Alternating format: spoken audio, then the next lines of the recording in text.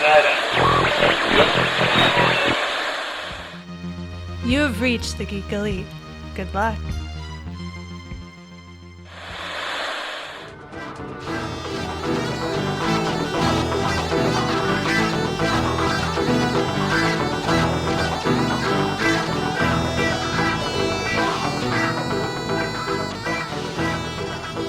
Welcome back for another issue of Imagine If. This week we're going to be talking about, well, going off of what we talked about last week. We're going to talk about Loki, the TV show, so much in that we don't know anything about Loki, the TV show. So what do we want to do, Chris?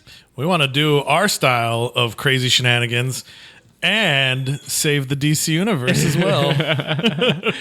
And to do this, you have me, Mitch, Chris, Hey. and once again, our guest, Rafa. 2 weeks in a row. Thank you for having me last week. Thank you for having me this week. I can't get enough talking to you guys. You know, it just brings up so much passion within me. And I mean, you know who else has passion? DC villains. So let's talk about them. They do. Once we get to that point. So we're going to do the spinner rack, as always. We want to know what's coming out on New Comic Book Days. Then we're going to do a little talking about, and we're a little behind the game. This came out a couple weeks ago, but the announcement trailer for all the Marvel stuff, basically Marvel Cinematic Universe saying, hey, let's go back to the movie theaters, guys. These are all the things that are coming. Yeah. You like popcorn? We like money. Let's do this. We got all the dates for all the movies, but we also got titles for 2 brand new movies and then a cool teaser, which I'd love to talk to the 2 of you about. So we're going to talk about that, and then we're going to get into, well, what's the villain redemption show that we want to see from DC? Like, they're giving Loki a redemption show. Let's see, what would we want to do for DC? Yep, DC's all about the villains, so this is their alleyway. This is the bread and butter. But we're going to tell them how to do it right, because they screw it up. DC is all about the villains, but I feel like Marvel has always been all about there are no real heroes and villains, other than like Spider-Man and Captain America are always heroes until you get Steve-ul. Yeah. It's always like, well, you did bad things, but we're willing to forgive it if you want to do good things. Like, that's what it is at Marvel. Like, everybody's always just jumping sides. Yeah, sure. They do flip-flop. Yeah. So I'm all about it. Let's talk about what is new on New Comic Book Day. Okay, so Tuesday is the way to start it off. So definitely head on over to your local comic shop and see what you can find. So from DC Comics, we will have Action Comics number 1031. This will continue the current adventures and the growth of John. So we have War World Rising. So this is some of the stuff that was teased in Future State. So we're going to get to see it play on as well. And Philip Kennedy Johnson, he's been doing some great stuff with Superman. So I'm excited to see what we're going to get out of that. Next up, we've got Batman Black and White number 6. So it's the final issue. But don't worry, they always bring the series back. It's just but anyway, so yeah, if you want to get some standalone adventures, definitely check this one out as well. Then we have some more. Let's see here. Batman Superman issue 18. Jean Lun Yang has been doing some great stuff by having Batman and Superman travel through kind of time. Like, I haven't been reading it, but I've been looking at those covers. So it's definitely taking them out of the modern day and kind of having them play through some new stuff. So that should be wild to see. This is a series that's near and dear to my heart. So Batman, the Dark Knight Detective trade paperback. So there was a goofy era of like late 80s, early 90s Batman comics. Actually, Rafa and I, we were just talking about that. So it's Batman issue 423. This is the greatest Batman story that you need to read, okay? And so it was interesting. The way I was introduced to it was a second printing in, I think the store was called Payless or Rite Aid, something like that. One of those like little general drug stores, thrifty. And so they used to have like 3 for $1. And then the backer board was trading cards, so you would cut it out, and so you'd get these. Yeah, and so like cool. I was reading some of these Batman adventures, and like it was Batman versus the serial killer rapist. So I mean, here I am like 6, and I'm like, oh my gosh, you know. But anyways, that Batman 423 always stuck out with me, and I'm glad that that era of comics is starting to finally get collected in trade, because like they missed out. Like there were some great things in there. So this will cover the detective side of comics in Batman from that era. So definitely check them out. Obviously, they're going to be very dated, but this is a post-crisis world. So everything was new, everything was experimental. So it's pretty cool stuff. So the true origin of Chris and his hatred for rap music is because 6-year-old Chris read a story of serial rapist, not knowing that rapist was the word. Hey. He's like, I don't care for rap music ever now. Hey, some of those lyrics are dirty, okay? Language, Mitch. Language. Captain America would be ashamed of you. Yep. So we've got Detective Comics issue 1036. Huntress is going to start getting some feature here, and I believe this will be Helena Bertinelli, not Helena Wayne. So this will be interesting to see.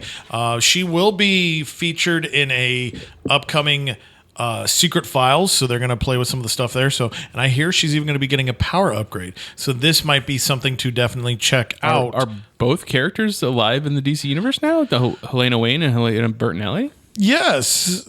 Kind of? No. Bertinelli, yes, because of the Harley Quinn movie. Wayne, I don't know, maybe. Tom King will decide at the end of his story. Yeah, I mean, she was, especially with like Earth 2, but ever since Rebirth. Well, I don't know how much she kind of got shucking out of that tree. But speaking of trees, Flash Impulse runs in the family. So if you're watching the CW's Flash show, we were recently treated to Bart Allen, the son of Barry Allen, just because the Flash family tree is complicated. It's very complicated. They did some changes. But anyways, if you want to read the early adventures of Bart with his big feet and wild hair, definitely check out these trades. He was a fun character. I miss him. Harley Quinn number 3 will be out. So Harley Quinn's got her own book. I don't know exactly what she's running towards or running from, but there's definitely a look at establishing where she fits in with the Gotham Knights and where she should be. Now, is that the one where the cover was the broken mask and it was like Harley Quinn, and then the other, was that the number 1? Oh my gosh, I'm not too sure. I think I kind of see it in my head. I think it might have been. Yeah. Okay.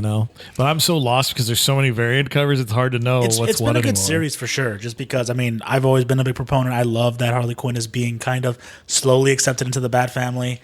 And again, like I said last week, I want to see her make out with Batman. So. We're lobbying for that. Hashtag Bat Kisses. That's right. Let's see. Harley Quinn, black, white, and red. So yes, Batman black and white has been doing fantastic. So let's splash in another color and let's give it to Harley Quinn. So if you want to see some great standalone stories, unique takes and tales, this is definitely the book. And hopefully when they do volume 2, we'll get Rafa kisses in that. Yes. If you want to go back to an era that changed everything, Justice League New 52 Omnibus will be out. That was one of the biggest, best books of the New 52 era, Yes, that Justice League. So definitely, I highly recommend that. It did end on a very, sour ending because I enjoyed the Dark Side War, but all the things that it promised, we really didn't get to see play out, or at least play out for like almost 5 years later. For sure. I mean, I'll always be a big proponent for the New 52, especially the Justice League run. Because for me, whenever people ask, hey, what should I read if you're just getting into comic books, I feel New 52, Volume 1 Origin of Justice League is a great way to start, just because that's where we get the iconic them fighting Darkseid. That's what they built the Justice League movie off of for the DC animated universe, War. And it's just a lot of fun. It's a bunch of heroes coming together. There's good humor. It's written well. I love the art. Everything about it is great. Yeah, no, that is a win-win series. So definitely pick that one up. It's going to have a price point, but it's well worth it. This is a great one right here. Milestone Returns Infinite Edition number 0. So, hey, WB, you feel like you need diversity in your films. You have a whole universe of amazing characters. Static, Hardware, Icon, and Rocket. Give them life. So I'm so glad that the legacy of Dwayne McDuffie is being recognized and it's coming back to life. So definitely go out there, support these books. That way Warner Brothers will wake up and realize that, hey, maybe we could do something outside of Superman and Batman and not like, whatever. Anyways, Mr. Miracle, The Source of Freedom will be out. So during the DC Future State, we got to see the adventures of Shiloh Norman. So this is not scot-free. This is the other protege of the original Mr. Miracle. Oh, I can't think of his name. But anyway, The circus performer? Yeah, the circus performer, the actual one. Dick Grayson. I would go. Dead Man? No, I wish. The other circus performer? Thaddeus Brown. There we go. Thaddeus Brown, the original Mr. Miracle. So anyways, he was training a young Shiloh Norman in the actual practical ways of escape, like no new god technology, no wildness. So he held and hang tight on his own, but eventually he did start embracing some stuff. So this will be interesting to see a character study and what adventures he's going to go on as well. Then we have a Nightwing issue 79 second printing. So luckily that series has been selling out each issue. So I am hype. I love it. Buy it. And if you don't like it, I'll buy it off you because it's doing fantastic. The other history of the DC Universe issue 4 will be out. So we are getting to see the history of the DC Universe and growth through other characters' eyes. So this time the focus will be on Renee Montoya. She first appeared in the Batman the Animated Series as a cop.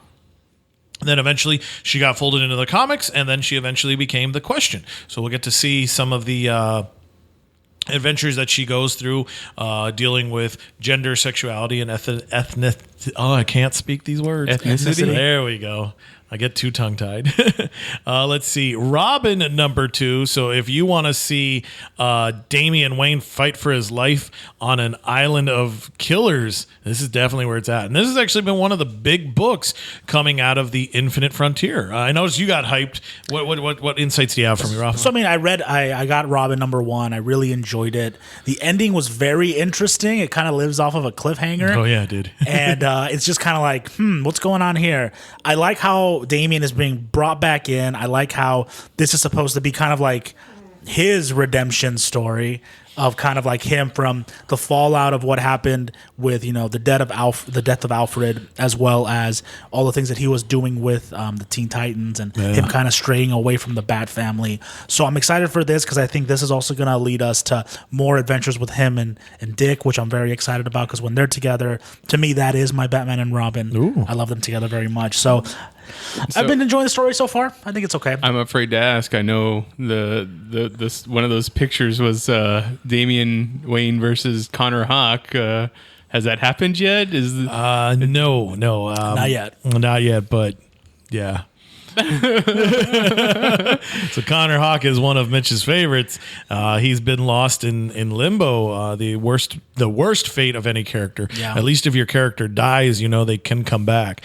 But comic book limbo is far scarier. So I was happy to do one of my Amazon fishes, and I was like, "Hey, Connor Hawk's gonna get a trade paperback collection, Mitch! Yay!" Oh. And then we saw where he first appears, and he's I believe it's the Robin book, but it's gonna be in this superhero fight club, and it's like, uh-oh. Will he survive or not is the question. We'll have to see. Yeah. So then we've got Strange Adventures hitting issue number 10. So Mitch Gerard's, Tom King, and I should know the other artist's name. But it's been their adventure with Adam Strange and taking him on all kinds of weird outer space and inner space adventures to see what's going on in his life. You haven't been reading that one though?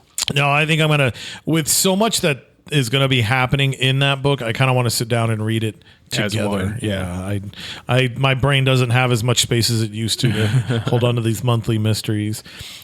Superman, Volume 4, Mythological, which will continue I believe the Brian Michael Bendis era adventures of the Man of Steel. And Teen Titans Academy. So this is the big book right now.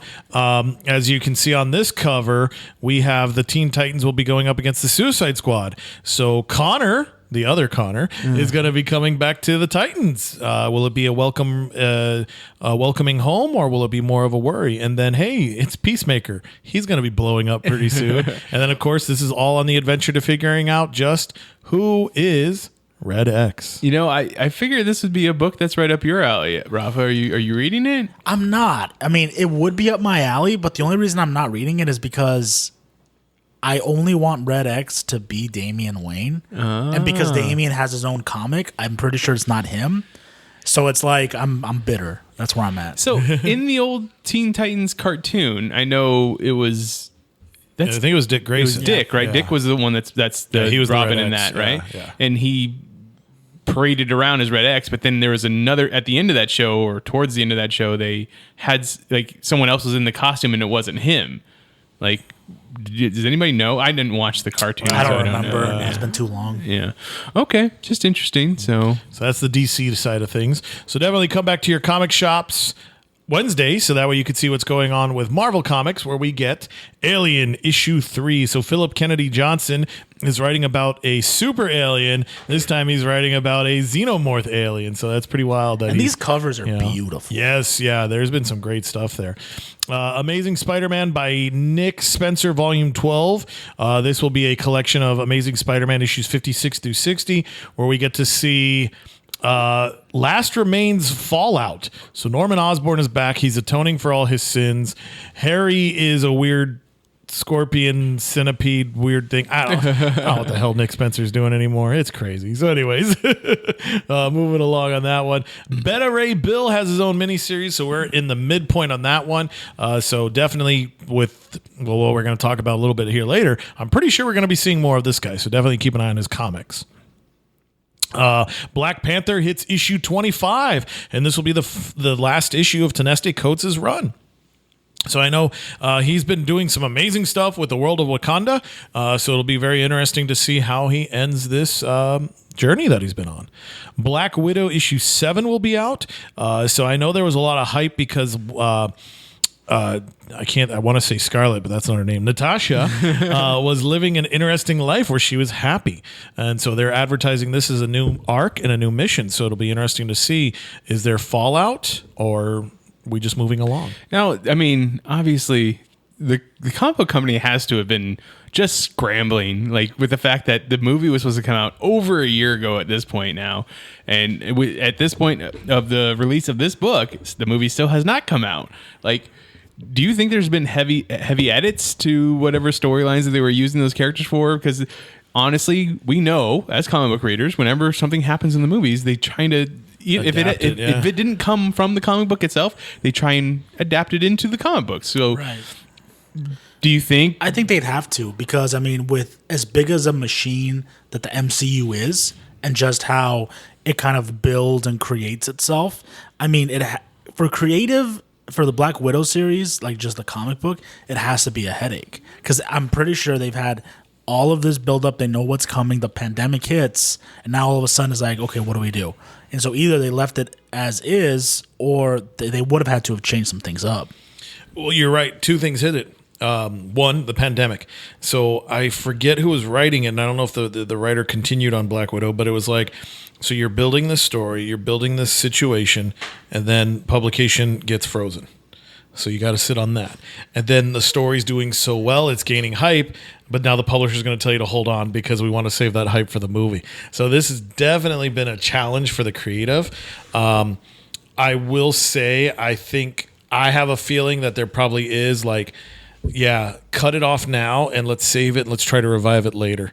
Try to see if they can capture that magic, which is kind of a bummer because it probably would have been better if it ran continually instead of being paused and then revisited. Let me ask you this also. Over at Marvel, their big characters are X-Men and Spider-Man, right? Those are especially before 2009, Iron Man gets released. Those two characters are probably your mainstream Marvel characters, right? Your flagship. I mean, Spider-Man's face is the emblem on the comic books for the longest time. I mean, it's so good. Sony took they took the Spider-Man logo for PlayStation. I mean, Sony was offered like all the other Marvel characters, and they're like, nah, we just want Spider-Man. so you have that. In 2009, Iron Man comes out. Do you consider Iron Man to be a second tier character? I know you don't, because you consider Iron Man, Thor, Chris, I'm talking to you, Iron Man, Thor, and Captain America to be like the trinity of the Avengers, right? Yeah. But do you consider Iron Man to be a second tier character in the Marvel universe in general and whole? No, I still hold that he's a top tier. He's a top shelfer. And it's interesting. I've always kind of wanted to put a timeline together, like looking at like when the releases were for the Marvel Age of stuff. Because I always feel like it's interesting. DC is really good at solo, and they do have teams, but Marvel's better at teams. Because it's like you could almost argue like, well, yeah, DC's got Superman, Batman, and Wonder Woman. And then Marvel's got X-Men, Fantastic Four, and Avengers. So that's what's tough, because like you can't say like Reed is a top tier character. No, because he needs the Fantastic Four to be True. there. So I mean, I definitely put Iron Man as one of the greats because he's one of the originals. But see, I would agree with you because when I was collecting comic books, I would collect Justice League, but I would collect Superman and Batman also. Yeah, you do. When I collected Avengers, I didn't collect Captain America and Iron Man. Mm-hmm. Like, sure, I missed out on some great stories. Heroes are born Iron Man. No, I missed out on Winter Soldier, Captain America, Winter Soldier as a story, but I got the stories that I wanted for those characters out of Avengers. Mm-hmm. I honestly don't know because I've never looked at selling numbers, but has Iron Man books got a hit now that people associate Robert Downey Jr.'s Iron Man with Iron Man? Like, did people actually come and read more Iron Man books? It's in waves. Yeah. Yeah, because oh my God, I can't think of who wrote that, but when they gave us the Iron Man suit that looks like the one we have from the first Iron Man, where it had that beautiful, I would butcher the artist's name if I'm faking it, but that happened. And when Iron Man came out, I think we're almost like in the thick of Civil War itself. And so like they're plastering Iron Man on everything. And Iron Man sold better in Avengers than he did solo. Matt Fraction did a run on Iron Man. It was great. But then who came after him? I couldn't tell you. It varies. Like it comes in waves and it dips and it dips. Like right now you have Christopher Cantwell on the book with an amazing artist as well. I should know the person's name. So the book has been doing better, but it's not getting like Spider-Man, X-Men numbers as well. So it is like, I think character-wise, we put him on that pedestal, but sales-wise, he's like a third-tier character. Moon Knight's probably going to outsell him pretty quick here. What's a Moon Knight, you ask? How do you feel about the Iron Man in the pantheon of Marvel characters before and after the movie? Before the movie, I would have told you that I didn't really know much about Iron Man. I knew he was part of the Avengers, and to me, the Avengers were just a second-tier Justice League for what I was watching at that time and reading. And so when the movies came out and they actually did him justice, I remember my friends told me, hey, we're going to go see Iron Man opening night. Do you want to come? And I said, no, I don't give a shit about Who that cares movie. about Iron Man? And then, I eventually ended up watching it, and it was really good, and I really, really liked it. But yeah, as far as that, sales, I mean, what great stories, solo stories, has Iron Man had? I mean, I don't want to come off as ignorant, but I can think of Extremis. Extremis was a great story. I've never read Extremis, but I know I know that Extremis was one of his stories. Like, that's just something I know. But other than that, I mean, when we're talking about Icon, is all of his great stories come in team books, right? He was great in Siege. He was great in Secret Invasion. He was great in Civil War as the head of S.H.I.E.L.D. Those kinds of things where he has those roles. Great. He was great in Avengers Disassembled. And same thing, I mean, kind of like same on your boat, Mitch. I never really read any Captain America either. I mean, I knew Winter Soldier was a thing, and it wasn't until I did the reread with Chris that I got to see just how beautiful Ed Brubaker's stuff was. But yeah, I would say Iron Man specifically, it was him, Thor, Captain America. They were just lesser Batman and Supermans. I always graded off of the curve of my mom, right? My mom, she doesn't watch comic books and stuff, but if I show her a picture of Captain America, she doesn't really know who that is. Like, America. I'm like, okay, Captain. Now, yeah. But if I show her a picture of Superman, she knows. If I show her the Batman logo, she knows that's Batman. You should definitely make a video where you don't have to show her face if your mom doesn't want to be on video, but like just have a recording of audio recording of like after you show the character and just be like, what's this character's name? And she just tells you, and then you just put that up. I think that'd be great. I should do that with my mom too. You should, yeah. I mean, yeah. I think that's part of the culture. We go with this, but I'm sorry. Looking at it from these You can perspectives, do your dad. I'm a DC character. from family perspectives, that's my grading curve, right? Because it's like for them, are they really iconoclast? Do they transcend generations? And I think that's really important. Okay. All right. So I feel as the comic book historian though. Did you guys watch? So remember the Marvel Action Hour? Yes. Okay. Do you remember the Iron Man cartoon? I do. All right. Well, Rafa, was that, because I'm sure that was before your time. So that was huge. I don't know. For me, I guess that's what told me Iron Man was being successful. Because if you think about that era of cartoons, it launches with X-Men. it then moves on to Spider-Man. And then we get the Marvel Action Hour with Iron Man and Fantastic Four. Mm-hmm. To a lesser extent, we go to UPN's Hulk, and then we had Silver Surfer, which was huge, but people weren't ready for it yet. Like a naked silver dude spouting off philosophy, forget that. But hey, it had Thanos. Where are you now? But anyways, so for Iron Man, Demon in a Bottle, go check that out. The Armor Wars. Oh my God, the Armor Wars was amazing. We're gonna get that show. Extremis, yeah, Extremis. Obviously, that's why we have an Iron Man movie. Thank you for bringing that, because that's the one where the artist. That's where we got our designs for Iron Man and stuff like that. That's what brought Iron Man into the future. As I mentioned before, Heroes Were Born Iron Man, Kurt Busiek and Shan Chain. And I'm sure I just pronounced his names totally wrong, but they did some amazing stuff at the start of that. And then even Joe Quesada's The Mask in the Iron Man. Iron Man gets struck by lightning right at the moment of Y2K. Yeah, that's right. Craziness ensues. Yep. So yeah, definitely some gold there. Interesting stuff. So, but it's interesting. Like, I mean, you do bring up a good point where it's like the iconography of things, because I find it interesting that when we go to Extremis, he has more of the Superman shield logo, like his little chest emblem. That you're right. Superman diamond. Yeah. So it's like Iron Man doesn't have something that full out sticks to just him. Mm-hmm. Yeah. Back to the spinner rack. All right. Champions will get a Volume 1 trade paperback Outlawed. So if you want to see the event of Outlawed, it's all going to be collected there with issue 1 and then the first 5 issues. Dawn of X Volume 16. I love this because it collects all the X-Men stories in order. So if you want to do a massive deep dive into the world of Hickman and the rest of the crew, it's all there. Give me some insights, Rafa. No, yeah, perfect. I collected all the singles, and now with this, I'm excited for this one specifically because now, as long as I have House and Powers of 10, the trade paperback, and now I have all of Dawn of X issue trade paperbacks 1 through 16, and then you can buy the X of Swords trade paper hardcover thing, and so all of that you have the whole stories, and it's all in order, which is the best part. And that is the best. Like, I've always been annoyed with the publishing collected editions because it's like, oh, let's give you Green Lantern, Blackest Night, but then you have to pick up this trade and then go to this trade and then go back and go. It's like, no, just put it all together in a linear format. So. Yeah, kudos to the team that came up with that.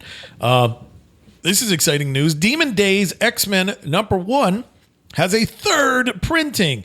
So Peach Momoko is doing some awesome stuff. So that's awesome that we're at a 3rd printing with this one. Heroes Reborn issue 4 will be out. So that takes us into the crazy world of, what if the Squadron Supreme of America took on everything? And I'm not going to lie. Like, I skipped on this event, but I'm kind of regretting that I did, because this feels like they're taking Dr. Spectrum and they're going to make him more Green Lantern-ish. Thanos is wearing the Infinity Stones or gems as rings, the Infinity Rings. So, like, that's pretty hype for me. So I'm excited about that. Along with this, we will also get Heroes Reborn, Magneto, and Mutant Force. So things will change in the history of the Marvel Universe as we know it. So Magneto still plays to be a thorn in your side. So we're going to see how he deals with that. We will also get the Siege Society. So Black Widow and Hawkeye will be going up against the Squadron Supreme. So what makes them be outlaws and why against the Squadron? So that'll be interesting to see. And then we will get Heroes Reborn Young Squadron. So yep, that's right. I believe we have Miles Morales dressed up as the Falcon. So what happened to Sam? Why is he gone? So that's going to be interesting to see. Taking a trip back into time, Incredible Hulk by Peter David, Omnibus Volume 3. So that's going to be a huge one. So if you're a fan of Gary Frank art, definitely check that out to see some of his days there. And obviously Peter David really changed what we thought about with the Hulk during that era. So that's what I was going to ask. Was Peter David's Hulk important? Yeah. Okay. That was like... I mean, I'm used to Peter David talking about kids, teenage heroes, so I'm just wondering. No, that was huge. I mean, we had he was on Hulk for forever, and he did some lasting impact to the Hulk mythos, so, like, he made it worthwhile. And speaking of people who came along, so you have Iron Man by Mike Grell, complete collection. So Mike Grell, he's another unsung hero. He did a lot for your boy, for Green Arrow. Green Arrow, I was going to bring that up. Yeah. So he decided to play with the other millionaire, and he was like, hey, let's go over here and see what happens.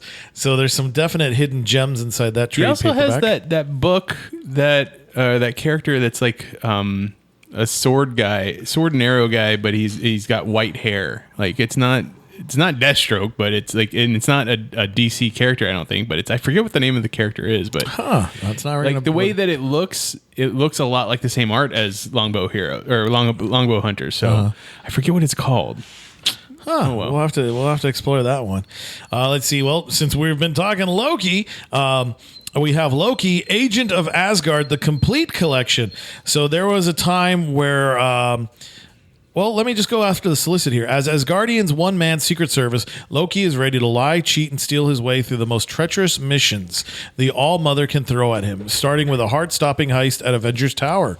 So I think if you want to get some insights to what's going on in the upcoming Loki show, this is definitely probably a book to check out because he's a one-man secret service. He'll lie, cheat, and steal. Like Latino Heat. Yeah. So You brought in the Latino heat. Hell yeah.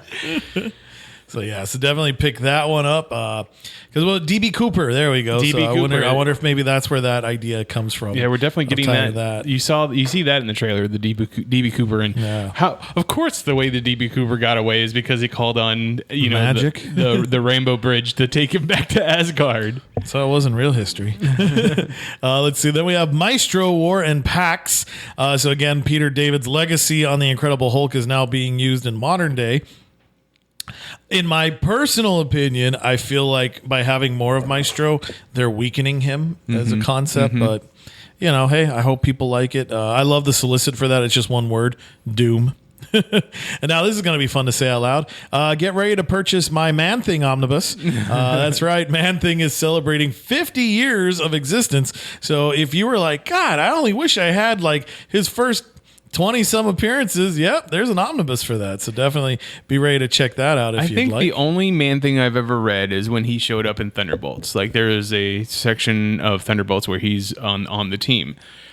I am going to be watching the movie for the first time for Journey into Mystery here coming up pretty soon, and I have no idea what to expect. Oh my God, I forgot they made a Man-Thing movie. Yeah, they made a Man-Thing movie, and I know that like... And it's not in the XXX section. Hey. One of the things about Man-Thing is that whatever your emotion is, like that's how he comes at you. Yeah, that's how he comes at you. So yeah, he's an interesting cat. I'm interested to see how they handle this movie.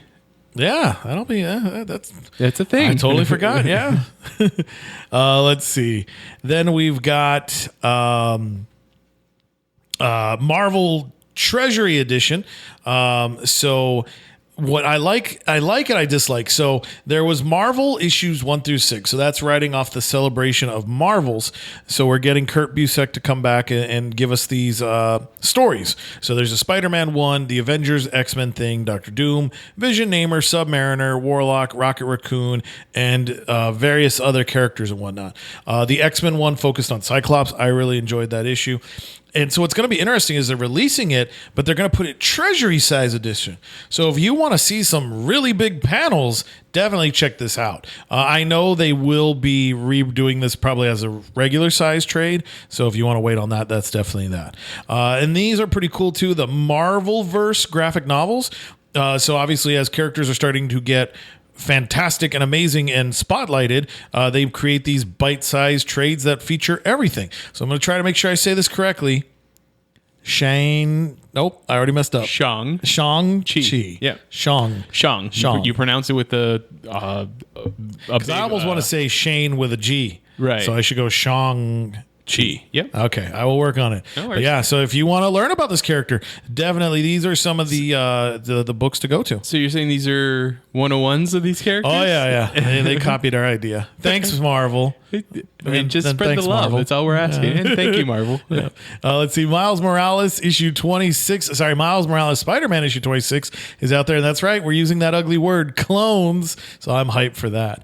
New Mutants issue 18 will be out. So we get to see all the shenanigans that those characters are going through. Reptile is back. He's getting his own 4-issue miniseries. So for those of us that loved him in Avengers Academy, he is back among the living again. So Isn't I'm that excited. the same cover that they used for the old Reptile comic? I don't think so. I don't think so. I think that I hope it is. I really hope it is.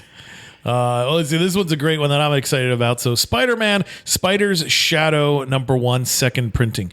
I'm lucky enough to be covering this book right now. It's fun. Like, this is hitting on a soul level. So it's hard to watch the fall of Peter Parker, but it's also so entertaining. This is the one that takes place in another universe where he got to keep it's the what black if. suit? Yeah, it's what if he kept the black suit? What if he kept Okay. the symbiote? So yeah, really, really exciting to see what's going on with that. Then we have the Marvels issue 2. So if you are a fan of Arrow, Punisher, Black Cat, Melinda May, Terrible Thinker, or some various other ones, and I think this ties even into Captain America, definitely check it out. It's just a free-for-all, but it does kind of have a loose connective tissue between issues. So it's just a celebration of all things Marvels. So definitely check that out. And then last but not least, X-Men #20. I love the solicit. So for those of you that know, you know, System Online. So the big moment is back. Nimrod. I mean, yeah, you got Nimrod on the cover there. That's pretty incredible.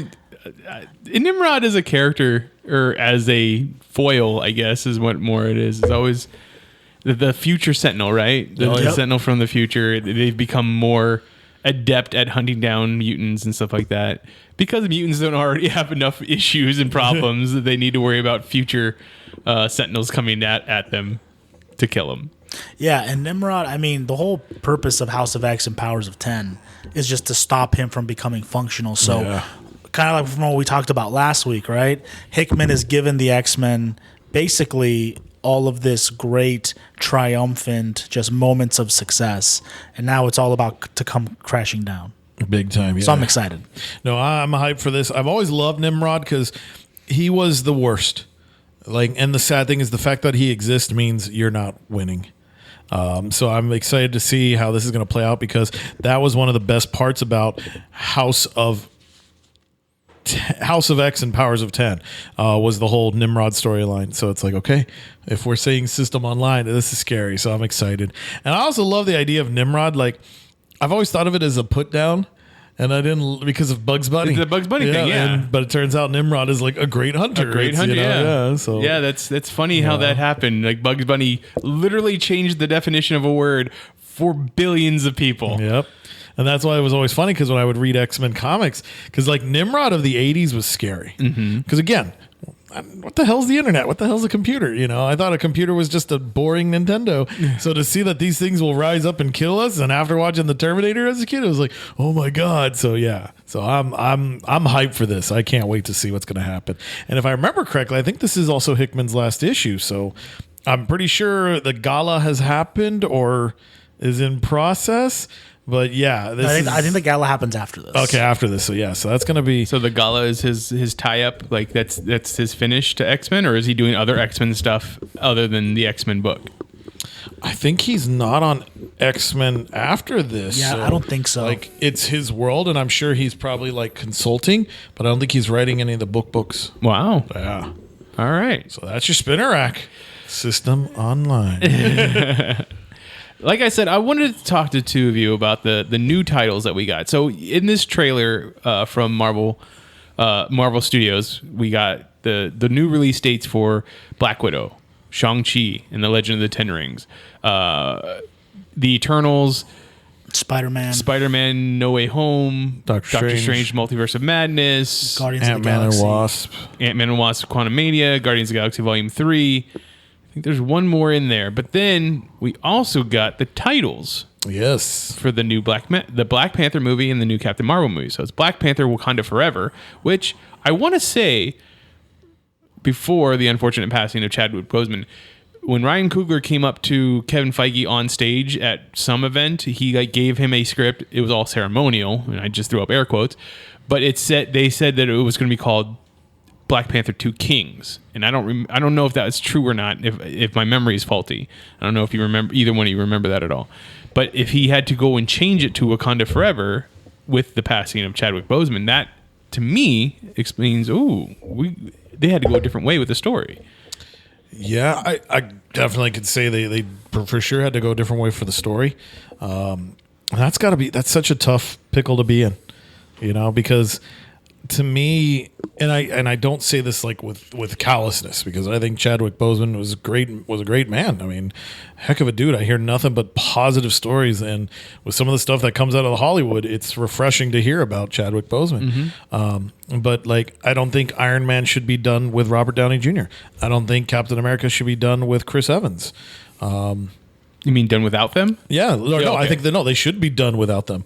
Okay. It's because Robert Downey Jr. doesn't want to play the part anymore. Cool. Like, it's James Bond. Like, let's keep these characters going. Honestly, I'm sure Robert Downey Jr. wants to play the part. Well, I'm sure he does, but they can't afford it. They can't afford him anymore. That's like, the point. All right, here's Mickey's left ear, and now you're going to do a cameo. Like, I get it. But the thing is, like, well, it's fine because I talk with students, and like, they're convinced Iron Man is dead, and I'm like, no, he's not. Like, like, I've seen Iron Man die several times. I watched teenage Iron Man kill old Iron Man. Like, they come back. And like, yes, that's a real sentence.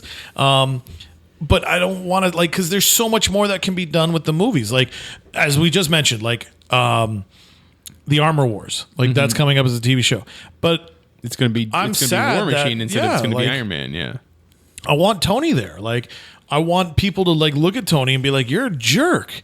Like, how could you, like, because again, obviously I looked through it with rose-colored lenses from the cartoon, but I just remember those moments, and it was like one of my favorite comics was when like Iron Man busts into the vault, and there's Captain America in his, U.S. agent costume in the black suit. And then there's the armored guys, and he busts out the armored guys, and he fights Cap. And he basically leaves them unconscious in a room full of bad guys and then takes off. And so then later on, Cap comes back, throws the shield at him. And he's like, how could you do that? And it's like, I love that tenacity. I want to see that. But now I'm going to see it with other characters. And not that I'm against other characters getting spotlight, don't get me wrong. But these are those stories, like I was sad when Typhid Mary is like, oh, she's going to finally make it onto the screen. Oh, let's put her in Iron Fist. Why? Those two have never interacted. Like, we want the bigger moments. I mean, they've interacted now. No. I don't think it was Iron Fist. I think it was Jessica Jones. Was it Jessica Jones? Yeah. Oh, okay. But once again, never had any action with Jessica Jones. So it's a bummer. So like I said, I hope they don't. And again, like I said, I don't say this with ease. I mean, I love what Chadwick Boseman brought to the character, but I hope they don't plan on retiring the character of T'Challa. He's needed. Kids want that representation. So I know it's a delicate thing to talk through. I know it's a delicate thing to work through, but I think it's like, hey, let's find a new way to get that character up there. Any speculation from either of you what the movie's going to be about with being called Wakanda Forever? I think ultimately what it's going to be is I think the smartest move. I agree with everything that you're saying, Chris, but at the same time, I feel we have to know the audience. Yes. And I think with the audience, they would turn on a movie that would recast T'Challa. Oh, yeah. So I think the smartest move, and kind of something that Marvel's been really good at, is they're perfect at the emotional punches, right? They know how to hit you. I think Wakanda Forever is going to be a celebration of the T'Challa character, but also a celebration of Chadwick Boseman. And I think it's going to make us cry. I'm excited for it. Yeah. But I think it's going to be ultimately a changing of the guard. We're probably going to get Shuri as the next Black Panther. Yeah. If they don't feel like she is strong enough contender for it, they might. I doubt they would do this. But what do you guys think about them bringing back Killmonger? No one's ever really dead. No one's ever really dead, and that's the God honest truth. Like, he had the purple-hearted herb or whatever it was called, I forgot, in his system. So who's to say he doesn't heal from that wound? Like, imagine if they were planning, like, if it was originally called Two Kings. Imagine him coming back. Yeah. I just don't think that I don't think I don't think Ryan Coogler would do it just because I don't think it would take away the punch from the first movie. I agree. I agree with the Shuri thing. I think that's going to happen. Now, does she get to go into that realm of kings, that afterlife where she talks to the past Black Panthers, the past kings, and she talks to Killmonger, to Eric, because he's there, because technically he was the king and he was a Black Panther? Mm-hmm. That could be interesting. I don't know. I think it's going to be about her, and I think it's going to be a big celebration of Wakanda. Just because we also know we're going to be getting that TV series Wakanda, whatever that show is going to be about. So I'm all for it. Yeah, no, and I mean, even what's interesting too is maybe is it a piece that goes back in time, and we see T'Challa's father as T'Chaka. Yeah, T'Chaka as Black Panther. Okay. You know, what if we go even further back to with Black Panther in World War II? I would love it, and I know they've done a lot with that in the comic book as of the last few years, where you got to see the original Black Panther god, right? Like a part of that. Yeah, the Avengers 1 BC or whatever. Yeah. 1 million BC. Yeah. So if she goes back and she just has a straight up discussion with that person, that god, that deity, that could be interesting. That'd be cool. And even then too, even in the Black Panther main series by Ta-Nehisi Coates, he's been exploring Wakanda going into space. So maybe we see that, hey, Wakanda is not just one location; it is all over the place. So there's definitely a lot to explore. And like you said, you brought out a good point. Like, you don't want to turn on the audience, but it's so tough nowadays with audiences, because if we don't like something, we petition for what we want and whatnot. And like I said, to me, I never want to stop character growth. I agree. Like, I respect actors and actresses, of course. I mean, there's a lot, but it's the truth though. MCU, as much as I love it, as much as the two of you seem to love it, is going to go downhill. It can't stay up always. Of course, yeah. 10 years after that, they're going to reboot things, and we're going to get a new Iron Man. We're going to get a new Captain America. We're going to get a new Black Panther. It's fine. Yes, it's the same thing as James Bond, Batman, whatever. We just don't need the multiples at the same time. We don't need a Robert Pattinson and a Ben Affleck as Batman at the same time. And Michael Keaton. And Michael Keaton. It's weird. That's all I have to say. Yeah, and honestly, it's not unprecedented too. I mean, I think back to Iron Man 2. It's me. I'm Rhodey. I'm here. Get over it. Yeah. Okay. True. Yeah, hey, we got the recasting. The Marvels. I find this exciting because we know that we're getting Ms. Marvel on Disney Plus as a TV series. Yep. If you've seen the leaked photos, you've seen her in costume. We had Spectrum in WandaVision, so she technically in the comic books was a Captain Marvel. Yep, she was the Captain. She was the Captain Marvel. We have Carol Danvers. Is there going to be a fourth of this Marvel's family? Like Guinness Vale? There could be Guinness Vale. We could get old stories of Annette Bening's Captain Marvel, or Captain Marvel, sorry. We could also, I've heard some people throw this around. What if Blue Marvel was thrown in there? Ooh, into that movie? Tie into that family? Yeah. Because I think him and Spectrum are in a relationship. Him and Monica, they were definitely. I don't know if it's still continued on, but I think it was when they were running the Ultimates book. Yeah. Okay. Yeah. So that's new casting. If you get it, like someone gets cast as Blue Marvel, which I still don't know enough about that character. Yeah, we get more heroes. We get more legacies. How do you feel about this? The second movie isn't called Captain Marvel 2, The Marvels. It's just called The Marvels. Now, I think what would have been really funny is that they called it the Marvel family. As in the Captain Marvel family on the other side. And bring those people over too, these actors have played in both universes, so could you imagine what a steal and sucker punch that would have been to DC? Like, hey, here's God, I can't think of our Captain Marvel, Shazam. What's his name? Zachary Levi. Levi. They cast Zachary and they come in and he's like, yeah, he'll be Willie Willman and he's Captain Marvel. Honestly, again, this is back to Marvel just knowing the producers, they are geniuses, because I feel this is the smartest thing they could have done, because when we're looking at the Infinity Saga as a whole, right? All of these amazing films, you put it perfectly, Mitch, they're all going to go downhill. It's going to hit that point where the fans are going to turn. It happens in wrestling, right? Like, it doesn't matter how long you're a good guy, how much you give of yourself, eventually people are going to get tired of you, right? So people were already starting to feel that with Brie Larson. right? People already hate her character. A lot of people dislike the Captain Marvel movie. I feel this is the smartest thing they could have done, because in this sense, by bringing in these other fresh new characters and having Brie Larson be that authoritative, but like, I don't want to say motherly role, that's the wrong word, but like that mentor. The matriarch. I think that's going to be important, because I think that'll give her moments to show her that empathy portion, because I liked Captain Marvel. It wasn't my favorite of the Marvel films, but I thought it was good for what it was. I liked it, yeah. Right? I enjoyed and it. so I feel this is a smart way for them to reintroduce her in a way where people will be able to go like, okay, she's not as bad as I originally thought. And at the same time, people that don't want to see her, they have these other characters they can focus on. So I think this is a genius move, and I'm looking forward to it, because for me, I love Miss Marvel. I think she's a great character. She's my favorite part of the Avengers video game, which continues to show me that it's not a good game. It's not your Spider-Man, unfortunately, but she is the best part, and so I am looking forward to this. Okay. And honestly, and I like that too, because there we can see, because something that's interesting about this is, after watching Captain Marvel, I found myself sympathetic to the Skrulls and kind of disliking the Kree.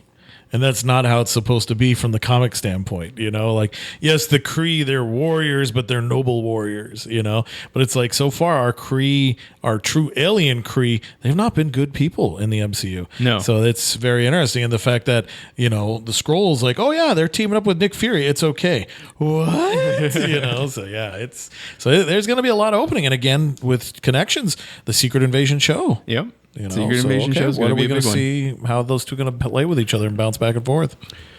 The last thing is the teaser trailer, or tease, not even a trailer, just a tease of the Fantastic Four. We know that Mark Webb, who's directed the 3 Spider-Man movies up to this point, is going to be directing Fantastic Four.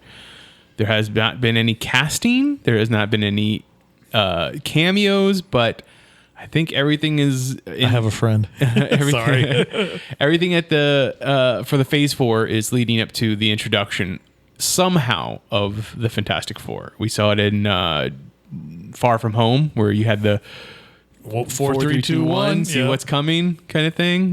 Teaser.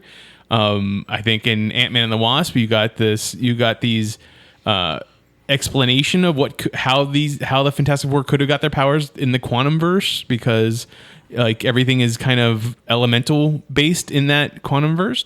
Kang tying into that. Kang's going to be tied into Quantum Mania. So there's a lot of things that are leading up to the Fantastic Four. I feel like the Fantastic Four is going to be our Avengers 2012. Like it's going to be our. That's what it leads to. That's the finishing piece. Exactly. Yeah. So Phase 1 ended with the Avengers. Phase 4 ends with Fantastic Four. Then you get another Fantastic Four at the end of Phase 5, and then the big tie-in, your in-game Infinity War movies, are Fantastic Four movies at the end of Phase 6.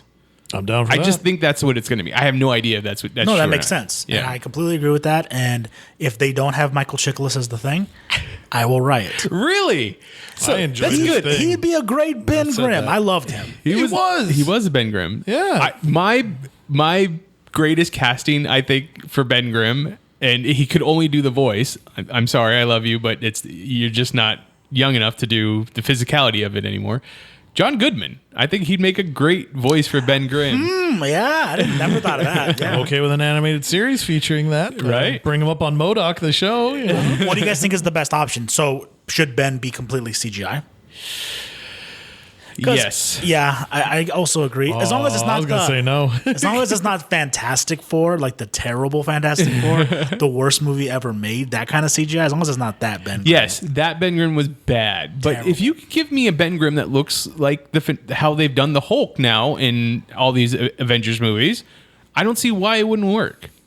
Yeah, no, I'm not against CGI. I'm a fan of practical effects just because you're really challenged. Mm-hmm. And I like what Michael Chiklis, like what they did with. I do not hate those 2 Fantastic Four movies. I love them. I thought they were great. I don't love them, but I don't hate them either. They're good. They're good for what they were. They were. Yeah, they were fantastic. Hey, but anyways, CGI to me, the biggest problem they're going to have is the stretchy skin. Stretchy skin just never looks right, and it's because skin CGI doesn't look right. Yeah. Like you can do Transformers because they're all metal all day long.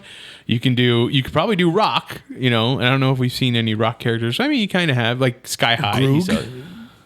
Isn't that his name? Oh yeah, from Thor Thor's, Ragnarok. Yeah. So yeah, you got a Rock character right there. Like you can do those things. Stretchy skin just does not look right. Yeah. So, any other casting ideas that you would love to see? Like I don't know how well you all know names. Well, I mean, John Krasinski has to be Reed Richards. No. At this point, he has to. No, John Krasinski is going to be Oliver Queen, so he can't be, he could be Reed both. Richards. No, he can't. It's not allowed. Reed Queen. Oliver. All I'm saying is Richards? in that in the episode of Journey into Mystery, we talked about this, and I showed you that page panel of a Reed looking like Yes, John Krasinski. you're right. with the beard. Yeah, you did. So I think they're playing with the idea because I don't know who originally brought up that idea. I don't know, but it's been I think it was an catching internet fire. thing. Yeah. Oh, Yeah, it's been going for, and people love the idea of him and Emily Blunt just being the characters together, which is fine. Sure, whatever. If that's what it ends up being, then that's what it ends up being. I don't want it. Just because, I love John Krasinski. I want him in something else. That's the only reason. So the big thing for me is going to be the casting of Doctor Doom.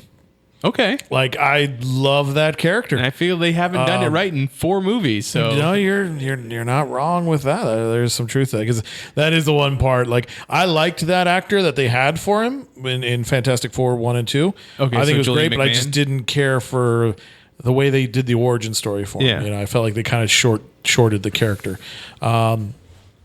Obviously, my mind kind of goes to John Hamm. But I feel he's a little bit too old for the part because then you want to be like, well, he went to college with Reed, and I feel like you kind of need to make them a little bit younger. But see, that's the thing. I think that you need older Reed and Doom. Like, I don't want a young version like fucking Miles Teller or. Oh God, no, no. I'm not saying I want him that young. Like, I didn't like the X-Men that way when they were turned into like no, give me the New Mutants if we're gonna do that. Don't give me like baby X-Men. There is a lot to it. Like, obviously. But even then, I just don't know if I hear his voice though. Like part of me kind of like Mads Mikkel. Like I love he's got an actual foreign accent. I want that. Like I don't want Dr. Doom to be American. I want him to be like, no, I've got this. It would be great for Mads Mikkelsen to be it, but he's already. Oh yeah, he's already. But again, hey, I mean, we can recast. You're right, but that was a big villain for him to exactly. Come back That's going to be a hard one to walk away. But I mean, that's what I'm saying. Though I want to. So I would probably be looking at a lot of international. Like, okay, let's see what's out there. But I mean, to me, that's like I'm not worried about how you guys are like, oh, it's going to be John Krasinski. I'm like, I'm not worried. But to me, Doom is where it's at. It's like you gotta cast it right. That's the big one. You know who I see as Doom? What you got? Ralph Fiennes. Ooh, That's not I too could bad. see that. I think too Ralph bad. Fiennes could do it. Goes from being Voldemort to being Dr. Doom. All right, He plays really good villains. he does. And they're like multidimensional, which I think is just in his wheelhouse. And not that they're the same person, but what about Mark Strong, who we've previously seen play Sinestro? Yes. That's true. That's a tough one. Like, I love his Sinestro. I really do. Yeah, his Sinestro was the best thing about that movie. That's the hardest part is knowing that we won't get to see that. But it's just, after his Savannah, I don't buy him. That's right. He was Savannah. Yeah, he was, so it's like having him seen him in the magical aspect, because that's one thing I don't want them to forget about Dr. Doom too. It's not just science, it's magic. He's a master of magic as well. So I don't know if I could get behind that one. All right, I'm going to eventually come up with my fantasy cast of the 5 characters, and I'll put it online. I'll make sure you guys get. Oh, what was it? I always like that. It's Tweeted, always tagged sunny, it. or it's always I fantastic. can't in Philadelphia. stand that. Like, I get it; it's funny, but I just. Oh yeah, it's just that's all it is. It's Yeah. funny. I mean, Yeah. the other thing, if they already got rid of the X-Men, right, then just have recast them as Michael Magneto. What's his name? Fassbender. Fassbender. Ooh, I Yes. can get behind that. Yeah, I see yeah. Fassbender. He's great as Magneto. So, all right, let's get into our TV series. So, Rafa, as a guest, I want you to go first. Okay. Who is the DC villain that you want to give a redemption TV series to? If I was going to give a redemption TV series to a villain from the DC universe, it would have to be, and I played around with a couple of ideas in my head, but the one for sure that I want to do would be Thal Sinestro. So talking about Mark Strong. Look at that. It kind of is a good segue. Because for me, what this would be is I was thinking like, okay, what would this look like, right? Because one of the first characters, and I hope this isn't one of yours, but one of the first characters I was playing with was the idea of Bane, right? Bane being a character and kind of like him being broken by Batman and him kind of going through the ranks and now trying to make, not being so much a hero, but kind of being more of like a Punisher type character. With Sinestro, that's very different because the feeling is very different. It's not a gritty Gotham-like setting. Instead, I would think this would be kind of, I would say, similar to like the feel of The Mandalorian, right? We have Thal out there, Sinestro doing his thing. He has a Yellow Lantern ring still. I would say this is maybe after the events of something like War of the Green Lanterns or the Sinestro Cold War. Okay. And I'm thinking that this is a Sinestro where it's not an origin. Maybe we get some semblances into like him being a father and kind of like how his life became totalitarian and what that looks like. But really it'd be him kind of like in shambles, kind of like wearing like that hood, you know, kind of like with Batman in the dark side world, the nightmare world, and he's basically going to different worlds in his universe, wherever, like his solar system.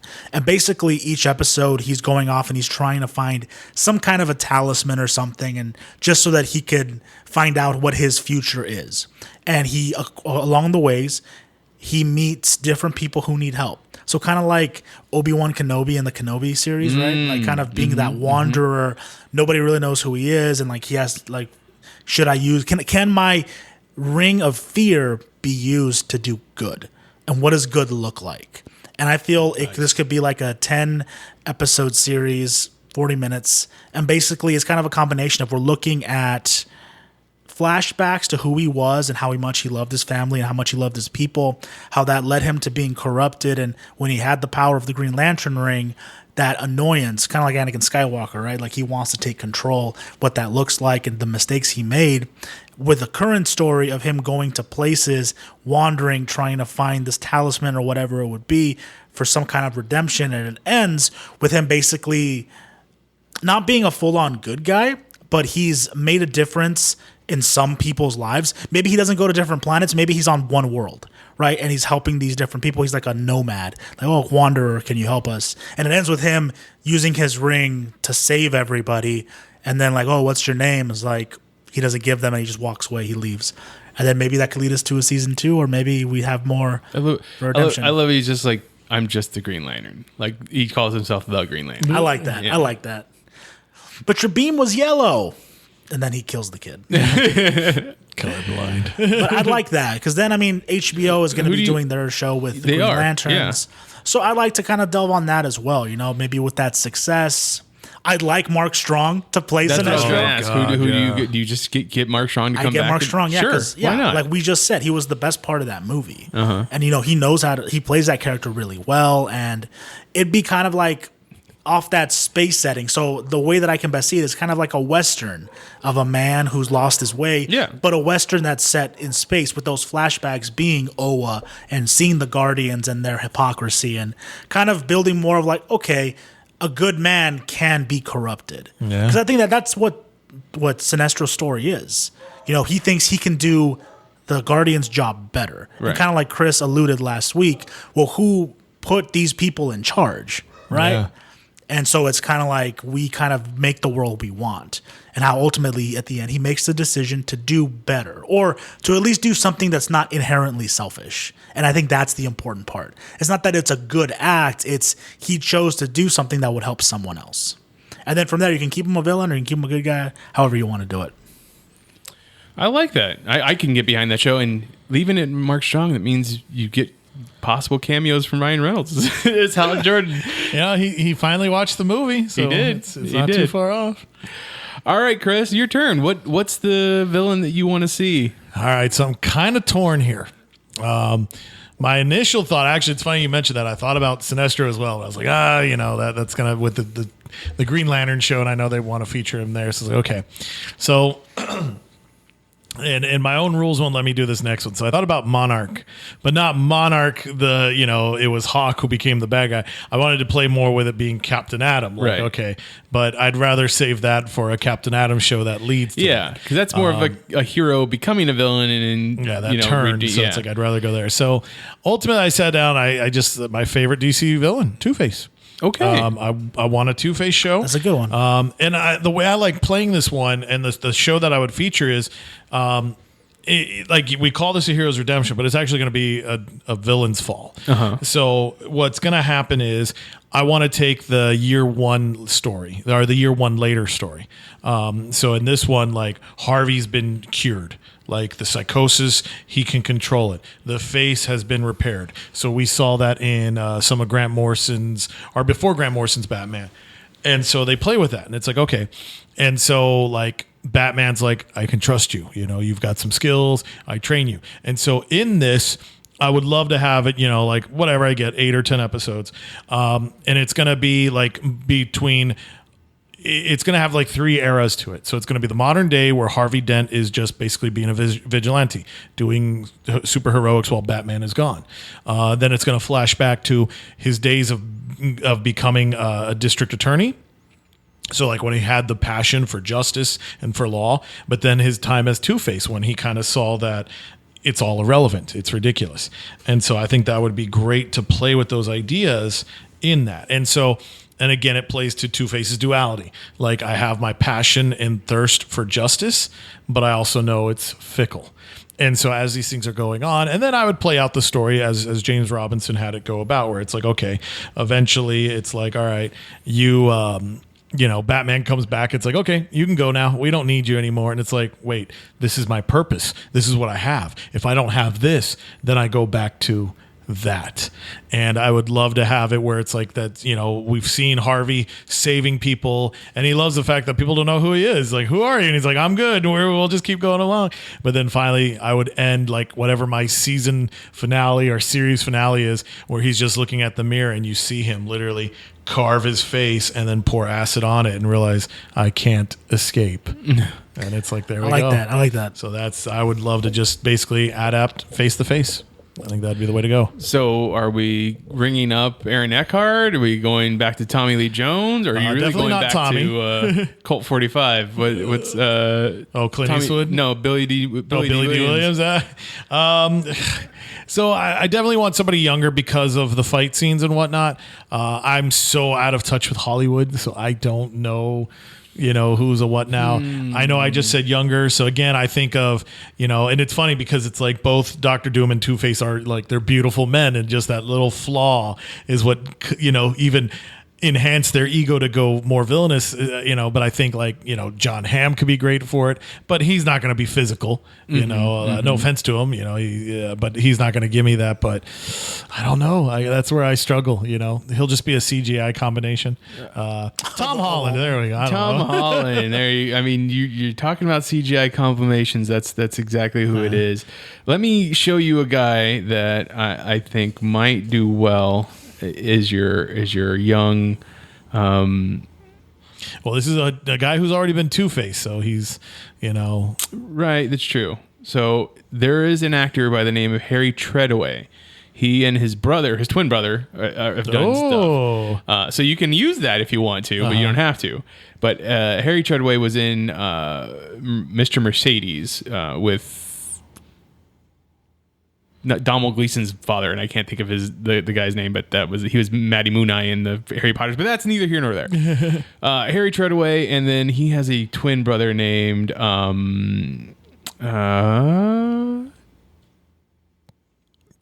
I don't remember. Well, I'm gonna throw one out there. Something, but yeah, they were in like Penny Dreadful, but yeah. So well, okay, one that came to mind. I think he could be fun just for the psychosis of it. The movie The Gift. Okay. And he was the director in it, and he played. Yeah. I think he was Warrior. He's the same. It's his name is the same as Joel Edgerton. So, he is Joel Edgerton. Yeah, Joel Edgerton. Not Taron Egerton is the other one, but so he's Joel Edgerton. Joel could be great. I think he could give me something. I could see that. And then even if not, it's weird as it could sound, but going back into the GIF, Jason Bateman. I don't know. I don't see him doing like. I'm gonna say he's about the same age as Madman over there. I guess honestly, it just turns into probably when he does the super heroics, you're gonna do the easy cheat where you put the mask on and it's like okay, bring in the stuntman. So I like the idea of the guy who played Homelander. Oh, okay. Anthony Starr. Anthony Starr. That's right. That could be. I think he could be good. Bad. Yeah. I think of that'd be a very taxing role in where you're using your face a lot, kind of like that emotion. And I think as Homelander, he did that. He did. Yeah, he did bring some of that. Okay, I could get behind and even that. him being a complete terrible monster of a character, I still empathized with Homelander at times. But also, like, as after playing Homelander for so long, people are going to need to, he's going to have to channel that of redeeming himself of being a monster kind of thing in this character. So, but he ends up as a monster anyway. Yeah, so well, some people just at can't least change he's their not colors. on a rooftop beaten off. So there you go. All right. So for my TV series, I'm not journeying too far away from Chris over here. I'm going to go with the Riddler. Ah, okay. I really loved that part of Batman comics where they ended up like the Riddler gets out of jail and he starts up his own detective agency where because he's the smartest man in the game, right? Okay. We read the tail end of that, right? During our Grant Morrison run, didn't we? There's a little bit of it, like there was some of the fall, but at the very end. during that Gotham Knights, more of the spillover from Hush. Yeah. So the idea of him he's one of the smartest men in the game. He can figure it all out. In this, he's trying to be on the straight and narrow. Okay. And he is helping the cops in the Sherlock Holmes like kind of way, the consulting detective kind of way. Okay. And the reason why he's able to stop all these heists or figure it out is because he understands that where they're doing it wrong. So he has to fight himself throughout the whole thing of not doing it better.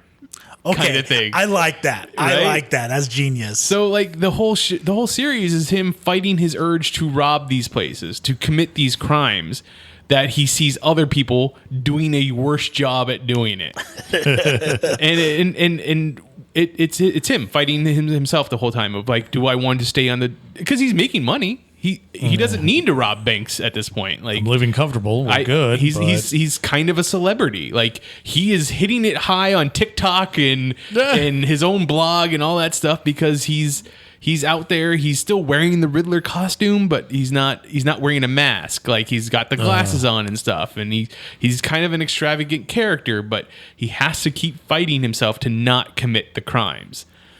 Where does that fall? Who's the guy?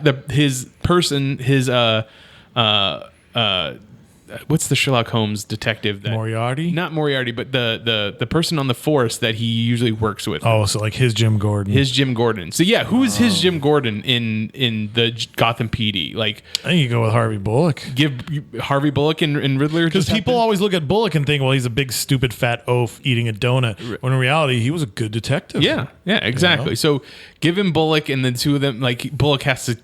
Not only is he like taking the leads from him, but he's also got to keep an eye on him to make sure that he doesn't revert. I like that. And that would be mine. That would be my story. My 8 episodes of the either road to redemption or falling back into old habits. Would you want it to be a complete like character study with old habits, or would you want it to lead up to a confrontation with another villain? No, just complete character study. Okay. Like I just want it's all conflict within himself. Other villains can show up, sure. You can have. You just gotta have Kite Man show up and be like, I'm gonna do this. It's Kite Man over there in the corner. Done. Kite Man. You can even have Stephanie Brown's father. Oh, Clue Master. He's like, you are a knockoff of me. Get the hell out of here. I just imagine a situation, like an episode where he just arrogantly falls into a trap, and then it's like KG Beast is there and just beats the shit out of him. Ooh. That wouldn't be bad. I would love to see that scene. And so for my actor, my Riddler, David Tennant. Like, wow. After seeing him play That's the good. Purple Man, I would love to see him play the Riddler. That'd be great. I'd love that. So just like have David Tennant have to be completely physical, which is not a thing that I've ever seen because the Doctor always figures out a way to get out of stuff without without using his fist, or fighting. The Purple Man doesn't have to fight. He literally just talks and people do what he wants. So What is it that how does David Tennant look in a physical fight kind of thing? Does Batman show up in your show? No. He is a shadowy figure, always lurking, always around, but there's no CGI. I got it. Yeah. there's no Batman to show up. So that's what I'd watch that show. I like that. I like how it plays with that idea of. I just see the humor in him, just kind of like looking at from Sherlock, right? Mm-hmm. Where like he's building it in his mind. It's like, oh, these stupid people. Why would they do this? They should have done this instead. Yeah, exactly. Like that'd be great. Well, and I like the turmoil that you give him, like the fact that it's like they only stole $1 million when they could have walked out with 7. Yeah. You know, and I want moments where he's like muttering that, and I want Bullock to look at him like, oh boy, call up Arkham. We might need a bed ready, and I think that'd be fun because it is. That's the hardest, like addiction. Like that is totally a great thing where it's like, okay, and he's just an addictive personality. And I think that would be great to watch somebody have to throttle that line between what they can do, because like you said, he's making money. He has no reason to commit crime. If anything, now it's like, you can enjoy your money. You can enjoy your life. Nope. I gotta do this. I gotta leave a clue and I gotta rob, kind of thing. Yeah. Well, there you go. There are our 3 TV series for HBO Max. So take them, HBO. Warner Brothers, come talk to us. You're welcome. We'd love to talk to you. If you have an idea for a TV series or want to talk about any of the stories we talked about so far, please reach out to me. I am on Twitter as @Mitchipedia, GEM. GEM stands for Geek Elite Media. Chris, where can people find you online? You can find me on Twitter as well. I am @StuffIShouldSay, should being spelled SHUD. And then check out my writings on geekelitemedia.com and check out my comic book reviews on AIPTcomics.com. Rafa, where can people find you? You can also find me on Twitter @MobileRafi. I also review movies on my other Twitter channel called Rafa at the Movies. I also write for geekelitemedia.com, and you can find me on YouTube as Mobile Rafi, where I review action figures and sometimes play with the toys. So, yeah. The rest of Geek Elite Media is @Geek Elite Media on Twitter, @Geek Elite Media on Instagram, and Facebook.com/Geek Elite Media is our Facebook page. Check out archived episodes of this podcast and other podcasts on our network on our website, geekelitemedia.com. Please, whatever podcatcher you use to listen to us, rate and review us. It helps spread the word of our network. But until next time, this is Imagine If on the Geek Elite Media Network, saying always remember to geek out. This concludes our broadcast. Beep.